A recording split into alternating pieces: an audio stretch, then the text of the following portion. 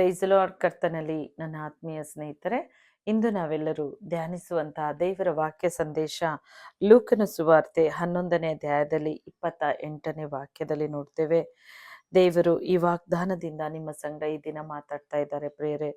ಆತನ ಹೇಳ್ತಾರೆ, ದೇವರ ವಾಕ್ಯವನ್ನ ಕೇಳಿ ಅದಕ್ಕೆ ಸರಿಯಾಗಿ ನಡ್ಕೊಳ್ಳುವವರೇ ಧನ್ಯರು ಎಂಬುದಾಗಿ. ಕರ್ತನ ವಾಕ್ಯವನ್ನ ಕೇಳಿ ಅದರಂತೆ ನಾವು ನಡೆಯುವವರಾಗಿರಬೇಕು.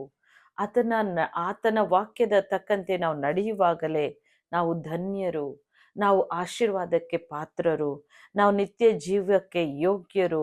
ನಾವು ಆತನ ವಾಕ್ಯವನ್ನ ಕೇಳಿ ಅದನ್ನು ಹೃದಯದಲ್ಲಿ ಇಟ್ಟುಕೊಂಡು ಆ ವಾಕ್ಯದಂತೆ ನಾವು ನಡೆಯುವಾಗಲೇ ಸಕಲ ಆಶೀರ್ವಾದವನ್ನ ನಾವು ಕರ್ತನಿಂದ ದೇವರಿಂದ ಹೊಂದಿಕೊಳ್ತೇವೆ ಪ್ರಿಯರೇ.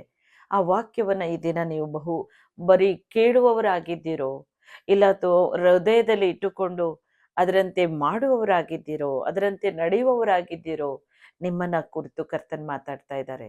ಈ ದಿನ ದೇವರ ವಾಕ್ಯವನ್ನ ಕೇಳುವವರು ಮಾತ್ರವೇ ಆಗದೆ ಅದನ್ನ ಕೇಳಿ ಅದರಂತೆ ನಡೆಯುವವರಾಗಿರಿ ಪ್ರಿಯರೇ.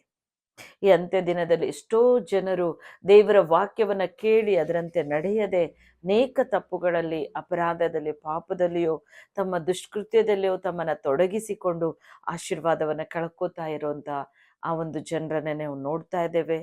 ಆದರೆ ಕರ್ತನ ಹೇಳ್ತಾರೆ, ನೀನು ನನ್ನ ನಂಬಿರುವುದಾದರೆ, ನೀನು ನನ್ನನ್ನು ಆರಾಧಿಸೋದಾದರೆ, ನೀವು ನನ್ನನ್ನು ಘನಪಡಿಸುವಂಥ ಪ್ರಿಯ ದೇವ ಮಕ್ಕಳಾಗಿ, ನನ್ನ ಮಕ್ಕಳಾಗಿ ನೀವು ಇದ್ದೀರಾ ಎನ್ನುವುದಾದರೆ ನನ್ನ ವಾಕ್ಯವನ್ನ ಕೇಳಿ ಅದರಲ್ಲಿ ಹೃದಯದಲ್ಲಿ ಇಟ್ಟುಕೊಂಡು ಅದರಂತೆ ನಡೆಯುತ್ತಾ ಬರ್ರಿ. ಆಗ ನೀವು ಧನ್ಯರಾಗಿರ್ತೀರಿ, ನೀವು ಸಕಲ ಆಶೀರ್ವಾದಕ್ಕೆ ಪಾತ್ರರಾಗಿರ್ತೀರಿ. ನಾವು ಬೈಬಲನ್ನು ಓದ್ತೇವೆ, ಓದಿ ಹಾಗೆ ಮರೆತು ಬಿಡ್ತೇವೆ. ಆದರೆ ನೆನಪಿನಲ್ಲಿಟ್ಟು ಅದರಂತೆ ನಡೆಯುವವರಾಗಿರ್ಬೇಕು ಪ್ರೇರೆ. ಎಷ್ಟೋ ಪ್ರಸಂಗಗಳನ್ನ ಕೇಳ್ತೇವೆ. ಆ ಪ್ರಸಂಗವನ್ನ ಕೇಳಿ ವಾಕ್ಯದಂತೆ ನಡೆಯೋಣ ಅಂತ ನಾವು ತೀರ್ಮಾನ ಮಾಡಿನೂ ಕೂಡ ಮತ್ತೆ ತಿರುಗಿ ತಪ್ಪಲ್ಲಿ, ಪಾಪದಲ್ಲಿ ನೀವು ಬೀಳುವವರಾಗಿದ್ದೀರೋ, ಇಂದು ಎಚ್ಚರವಾಗಿರ್ರಿ. ಕರ್ತನು ಈ ವಾಕ್ಯದಿಂದ ನಮ್ಮನ್ನ ಎಚ್ಚರಿಸ್ತಾ ಇದ್ದಾರೆ. ನೀವು ದೇವರ ವಾಕ್ಯವನ್ನ ಕೇಳುವವರು ಮಾತ್ರವೇ ಆಗಿರದೆ ಕರ್ತನ ವಾಕ್ಯವನ್ನ ಸಮೃದ್ಧಿಯಾಗಿ ನಿಮ್ಮ ಹೃದಯದಲ್ಲಿ ಇಟ್ಟುಕೊಂಡ್ರೆ ದೇವರ ಸಕಲ ಆಶೀರ್ವಾದ ನಿಮ್ಮ ಮೇಲೆ ಕರ್ತನು ಸುರಿಸೋರಾಗಿದ್ದಾರೆ. ದೇವರು ಯೋಹಾನ ಪತ್ರಿಕೆ 15ನೇ ಅಧ್ಯಾಯದಲ್ಲಿ 7ನೇ ವಾಕ್ಯದಲ್ಲಿ ಕೂಡ ಕರ್ತನ ಹಾಗೆ ಹೇಳ್ತಾರೆ, ನೀವು ನನ್ನ ವಾಕ್ಯ ನಿಮ್ಮ ಒಳಗೆ ನೆಲೆಗೊಂಡಿದ್ದರೆ ಏನು ಬೇಕಾದರೂ ಬೇಡಿಕೊಳ್ಳಿರಿ, ಅದು ನಿಮಗೆ ದೊರೆಯುವುದು ಎಂಬುದಾಗಿ. ಹೌದು ನನ್ನ ಆತ್ಮೀಯ ಸ್ನೇಹಿತರೆ, ಇಂದು ದೇವರ ವಾಕ್ಯವನ್ನ ನಿಮ್ಮ ಹೃದಯದಲ್ಲಿ ಇಟ್ಟುಕೊಂಡು ಅದನ್ನ ಮನಸಾರ ಪ್ರೀತಿಯಿಂದ ಹೃದಯದಲ್ಲಿ ಇಟ್ಟುಕೊಂಡು ಅದರಂತೆ ನಡೆಯುವವರಾಗಿರ್ರಿ. ನೀವು ನನ್ನ ವಾಕ್ಯ ನಿಮ್ಮ ಒಳಗೆ ನೆಲೆಗೊಂಡಿರ್ಬೇಕು ಅಂದಾಗ, ಕರ್ತನೇ ನಿನ್ನ ವಾಕ್ಯ ನಾನು ಈ ದಿನ ಧ್ಯಾನಿಸಿದ್ದೇನೋ, ನಿನ್ನ ವಾಕ್ಯ ನಾನು ಓದಿದ್ದೇನೋ, ಆ ಮಾತುಗಳು ಎಲ್ಲ ನನ್ನ ಹೃದಯದಲ್ಲಿ ನೆನಪಿಡುವಂತೆ ಮುದ್ರಿತವಾಗಲಿ ಸ್ವಾಮಿ. ಅದರಂತೆ ನಾನು ನಡೆಯಲು ಸಹಾಯ ಮಾಡು ಕರ್ತನೇ ಎಂಬುದಾಗಿ ಪ್ರಾರ್ಥನೆಯಿಂದ ಆ ದಿನವನ್ನ ಪ್ರಾರಂಭಿಸಿ. ನೀವು ನನ್ನ ವಾಕ್ಯ ನಿಮ್ಮ ಒಳಗೆ ನೆಲೆಗೊಂಡಿದ್ರೆ ಏನು ಬೇಕಾದ್ರೂ ಬೇಡಿಕೊಳ್ಳ್ರಿ ಎಂಬುದಾಗಿ ಕರ್ತನ ಹೇಳುವಾಗ, ಏನು ಬೇಕಾದ್ರೂ ಕರ್ತನ ಕೊಡುವುದಕ್ಕೆ ಶಕ್ತರಾಗಿದ್ದಾರೆ ಎಂದಾಗ ಆತನ ವಾಕ್ಯ ನಮ್ಮೊಳಗೆ ಸಮೃದ್ಧಿಯಾಗಿರ್ಬೇಕು ಪ್ರಿಯರೇ. ನೀನು ಧನ್ಯರಾಗಿರ್ತೀರಿ, ನೀವು ಆಶೀರ್ವಾದ ಪಾತ್ರರು. ನೀವು ಏನೆಲ್ಲ ಬೇಡಿಕೊಳ್ತಿರೋ ಅದೆಲ್ಲವನ್ನ ಕರ್ತನ ಒದಗಿಸಿ ಕೊಡ್ತಾರೆ. ಇವತ್ತು ದೇವರ ವಾಕ್ಯವನ್ನು ಪ್ರೀತಿಯಿಂದ ಆಲಿಸಿ ಅದನ್ನು ಹೃದಯದಲ್ಲಿಟ್ಟುಕೊಂಡು ಆ ವಾಕ್ಯದಂತೆ ನಡೆಯುವವರಾಗಿರಿ. ಪ್ರಾರ್ಥನೆಯಲ್ಲಿ ಮೊರೆ ಇಡೋಣ.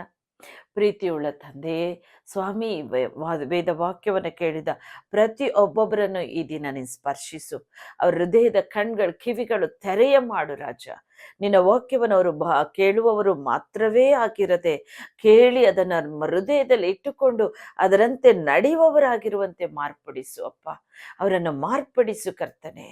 ನೀವು ವಾಗ್ದಾನ ಮಾಡಿದ ಪ್ರಕಾರ ನೀವು ನನ್ನ ವಾಕ್ಯಗಳು ನಿಮ್ಮ ಒಳಗೆ ನೆಲೆಗೊಂಡಿದ್ದರೆ ಏನು ಬೇಕಾದರೂ ಬೇಡಿಕೊಳ್ಳಿರಿ, ಅದು ನಿಮಗೆ ದೊರೆಯುವುದು ಅಂದಿದ್ದೀರಾ.